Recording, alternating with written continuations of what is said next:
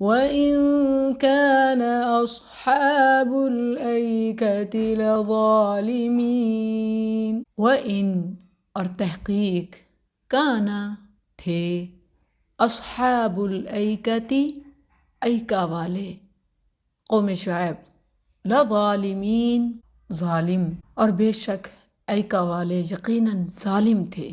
ایکا درختوں کے جھنڈ یا جنگلات کو کہتے ہیں۔ اصحاب الایکا قوم شعیب کو کہا جاتا ہے۔ ان کے گھر جنگلات میں گھرے ہوئے تھے۔ اس سے اندازہ کیا جا سکتا ہے کہ وہ کتنے فلرش ہوں گے۔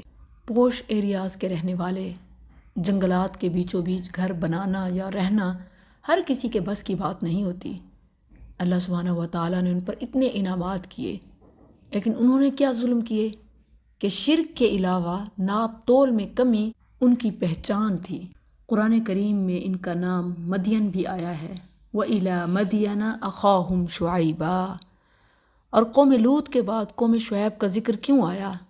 زمان اور مکان دونوں اعتبار سے۔ مدین بحیرہ لوط کے قریب ہے، اور اسی طرح لوط علیہ السلام کا زمانہ شعیب علیہ السلام کے زمانے کے قریب ہے، تو زمانے کے اعتبار سے بھی اور علاقے کے اعتبار سے بھی یہ قریب قریب ہیں۔ اسی لیے قوم لوط کے بعد اصحاب الایکہ قوم شعیب کا ذکر ہے کہ وہ بھی بڑے ظالم تھے۔